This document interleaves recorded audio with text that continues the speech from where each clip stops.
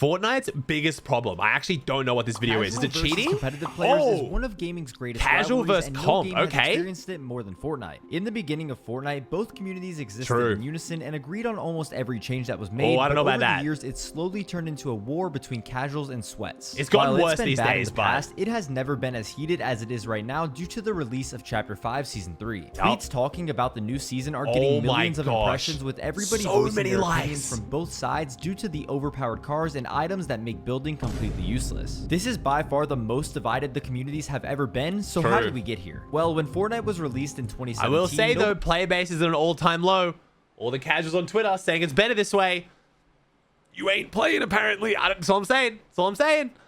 Nobody really played the game competitively. While everybody would try their hardest to win games, nobody cared about the loot pool, overpowered items, or any of the things players today would have an issue with. It was a time where you could hop on and enjoy a unique game, but even if you died to something that was maybe a bit broken, you wouldn't really mind. The first few controversial updates were actually agreed upon by both competitive and casual players. In order to get damaged by an explosive, it has to hit near you and cannot be blocked by any builds. But for one update in Chapter 1 Season 6, explosives did 25% damage through builds. For the first time ever, you could die while being in a full box. Based on how the casual community is today, you would think they would love this change. But believe it or not, everybody hated this change. During this era of Fortnite, most players were a similar skill level when it came to building and overall mechanics, so casuals and sweats both felt like it was ruining what made the game great. The skill gap's just gone so high now, so it's such a big difference between casuals and comp. But back in the day when people weren't as good, it wasn't as frustrating.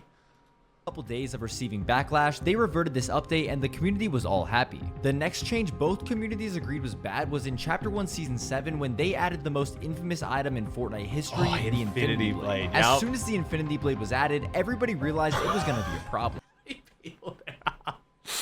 It was a bit of a problem, yeah.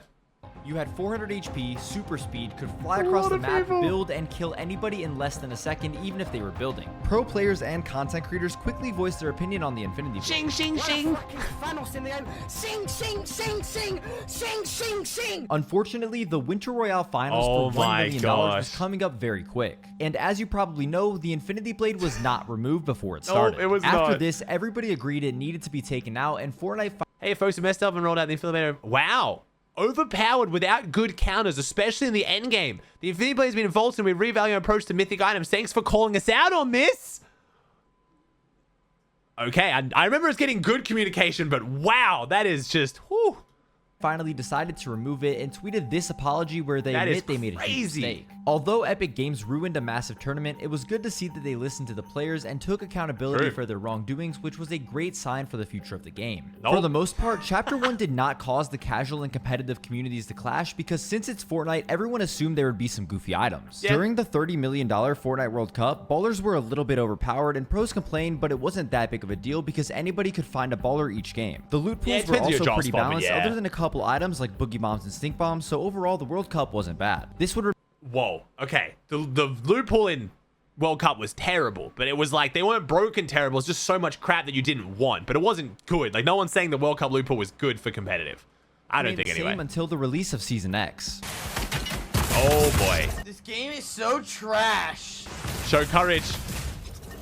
Show us the courage clip. The goddamn mech and Dusty. I'm freaking out. I'll just log out. Cloaksy, Tifo, and Corinna. The mech was the worst decision ever made by Epic Games. It had over 1,000 health, extremely broken weapons, and could jump around the map, so there was no way to escape it. No matter how good you were, if you saw a mech, you were probably going to die. At first, casuals enjoyed it because it made it easy for bad players to win games, but eventually, even they came around to hating it. Hashtag remove the mech was trending on Twitter for weeks with the game's biggest streamers and even random celebrities tweeting to support. Wait, Doja Cat? I know Doja Cat tweets about Fortnite now. Doja Cat was tweeting about Fortnite in August 9th, 2019. What? I did not know that. Nobody wanted them in the game. Sadly, they would not be removed before Doja Cat. While they tried to nerf mechs by lowering the amount of rockets it shot, making them slower and lowering their health, they were still far too overpowered to be competitive. These nerfs were nowhere near enough, my gosh, and the Sam only on the true mountain solution was to remove them. FNCS is meant to be competitive, but when you have something like mechs running around, it completely ruins that. This was extremely scary for the future of the game because even with the entire community begging for them to just be removed, Epic refused to do it. It seemed like they were out of touch with the community, and that would only continue to worsen worsen as time went on. In October, So it was Courage complaining about the mechs during the season is the reason why he got dropped from the broadcast, by the way. He's later come out and said that afterwards. We didn't know at the time, but even Courage, an official caster complaining about the mechs, is why he got dropped from the broadcast. So you got to take from that sword clip where they were like, sorry, we made a mistake, we've removed it, won't happen again, to then like only, you know, a couple seasons later, keeping something in the game for the whole season, everyone hated, and even removing someone because they didn't like it. Like, what happened in such a short period of time?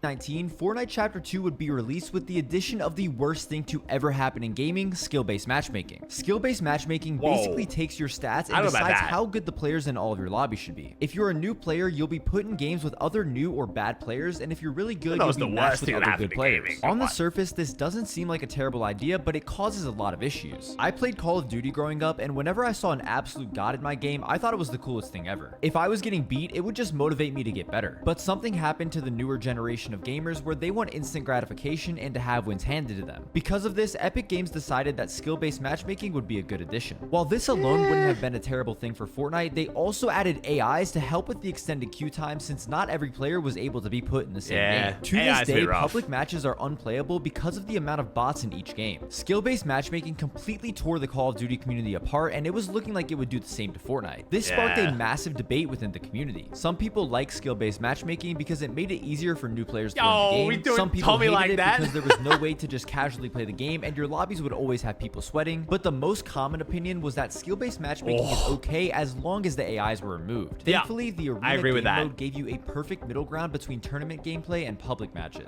While most good players would just play Arena, some would play public matches, and this really upset the casual community since they wanted a quote-unquote sweat-free environment. This debate still goes on today because the ranked game mode that was added in Chapter 4 Season 2 is notorious for having very long queue times. This means there are times in the day you can't play ranked at all, so you have to play pubs, which makes it worse for casuals. At the end of the day, the skill-based matchmaking debate will never go away, but I think we can all agree that AIs need to be removed. All of Chapter 1, Fortnite really focused on keeping the game fresh and fun for casual players and didn't care much about the competitive community. But starting in Chapter 2, the loot pool was very basic with normal weapons and no movement items. This was the first time Fortnite catered to the competitive community rather than the casuals. This made tournaments more competitive than ever as there weren't any broken items that could ruin your game. While pro players loved this, it made the game extremely boring for the casual player. Chapter 2 Season 1 lasted 128 days, and the only new item added was the harpoon gun, which was not fun whatsoever. I don't think that was for competitive, though. They weren't doing that for competitive. I think that was just like the staffing issue or something. I don't think they weren't adding things because of comp, though. I think they just weren't adding things. Continued to favor the competitive community, keeping the game very basic until Chapter 2 Season 4, because I was about to say, like, known as Stark Season. Not even Chapter 2 Season 4. Chapter 2 Season 2 and 3 had crazy stuff. We had super OP mythics, heavy snipers. We had, you know, miniguns. Like, I don't know. I don't think that's the case. I think Chapter 2 Season 1 was just plain because they had like staffing issues and couldn't make anything. That's why they kept delaying it, because they just didn't have the staff to make anything. This season, they realized they could separate the loot pools so tournaments and arena would have different items than public matches. Because of this, it gave them the freedom to add fun items like the Marvel superpowers without worrying about them affecting the competitive nature of the tournament. Makes so much sense. People had been asking for them to separate the loot pools for a very long time, and now that they finally did, anybody could enjoy Fortnite. To be completely honest, splitting up the loot pools was the step needed to take the game to the next level. It gave them the freedom to make the casual side of the game as fun and chaotic as possible while still keeping competitive. In fact, for the rest of Chapter 2, all the way to Chapter 4 Season 2, this is how it was. Whenever they felt like adding a fun item like the Deku Smash, they would just put it in public matches and keep it out of arena and tournaments. There wasn't really anything for casuals and competitive players to argue about because they both had their own version of Fortnite to play. But we all know that Epic Games was destined to ruin this. In Chapter 4 Season 2, the official Fortnite ranked mode finally came out. At first, everybody when Bronos made this video, loot pools weren't swapped. As of today, they now are. You now have different loot pools for competitive and pubs again, but it's only a test. Fingers crossed Epic keeps it that way.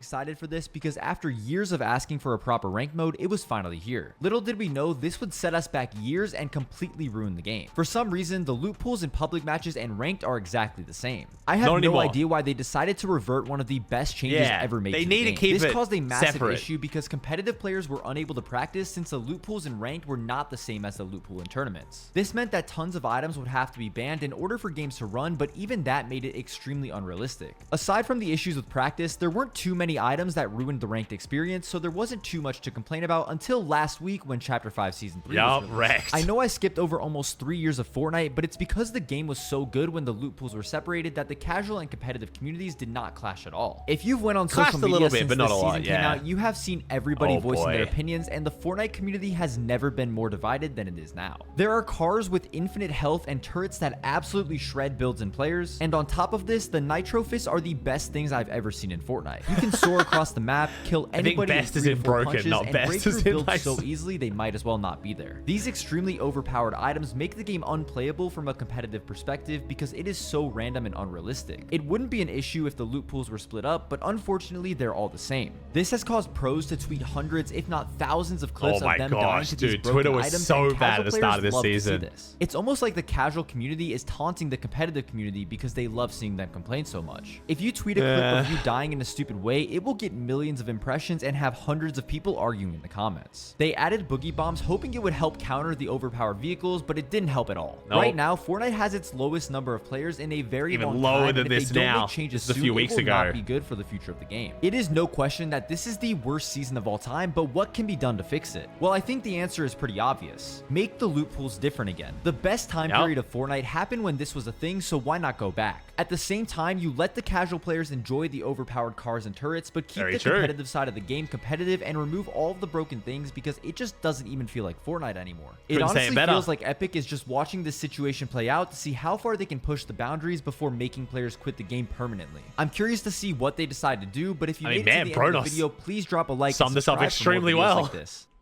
Couldn't agree more. Yeah.